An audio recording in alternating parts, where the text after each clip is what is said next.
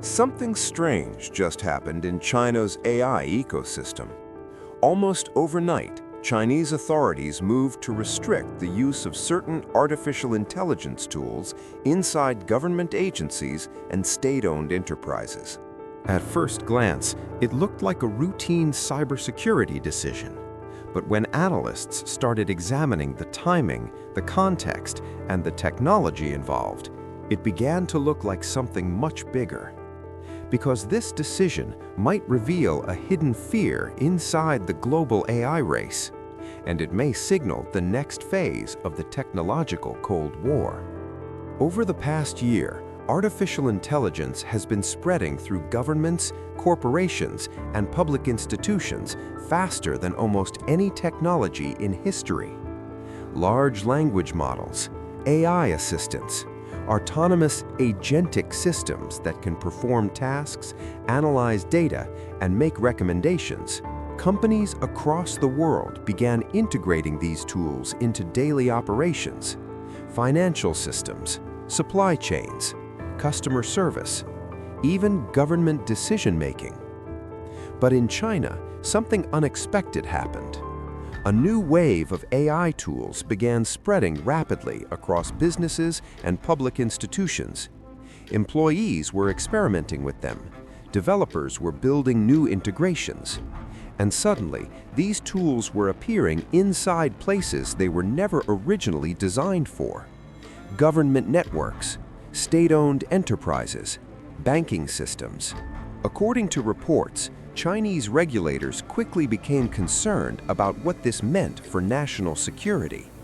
Because modern AI systems rely heavily on data, huge amounts of it, user queries, internal documents, operational information, sometimes even confidential records.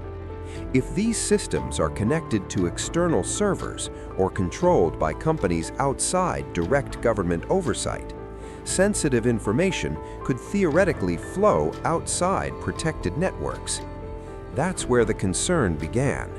Officials reportedly moved quickly to restrict the use of certain AI applications on office computers across government departments and state-run organizations. The goal? Prevent potential security risks before they become systemic. But the story becomes more interesting when you look at the bigger picture. China and the United States are currently locked in what many analysts call the AI arms race. Both countries see artificial intelligence as the defining strategic technology of the next century. It influences economic growth, military capabilities, cyber warfare, industrial productivity, and even geopolitical influence. Whoever leads in AI may shape the global order for decades.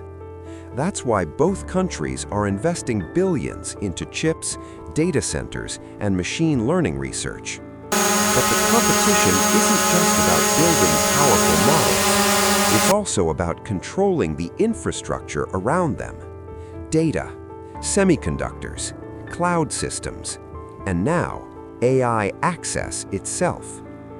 China's move to restrict certain AI systems inside government networks could signal a shift towards strict technological sovereignty. In other words, controlling exactly which AI tools can operate inside critical national systems.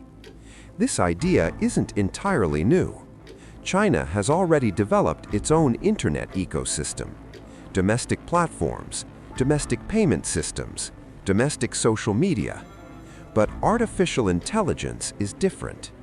AI systems act as information gateways. They process questions. They summarize data. They connect users to knowledge. If a government doesn't control those systems, it may lose control over how information flows inside its institutions. And that's a strategic vulnerability. Some analysts believe China may be trying to ensure that only domestically controlled AI models operate inside sensitive networks. Others believe the move reflects a deeper fear that AI systems could become unexpected intelligence collection tools, even unintentionally. Imagine an employee pasting a confidential report into an AI system to summarize it, or asking an AI assistant to analyze internal financial projections, or uploading technical documents for help debugging software. Every interaction creates data, and that data has value. In a world where cyber espionage already costs billions of dollars annually, governments are extremely sensitive to these risks. So China's rapid response may simply be a preemptive defense. But there may also be another reason: control of AI ecosystems. If governments restrict external AI tools, domestic companies gain a huge advantage. State-approved models become the default. Local tech companies receive more data, more users, more development opportunities, which accelerates national AI capabilities. In other words, security policy can double as industrial strategy.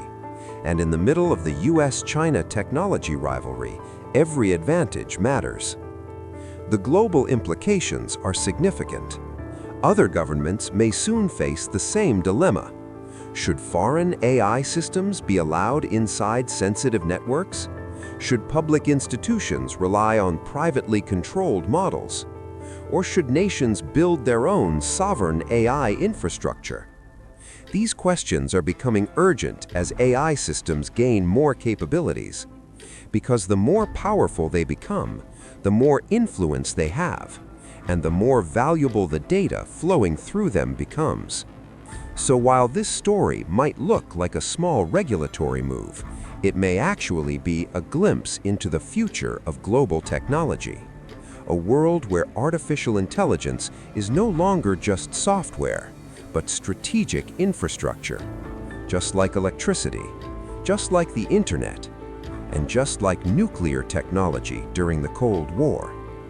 The AI race is no longer just about innovation. It's about control. And decisions like this suggest the next phase of the competition may already be underway.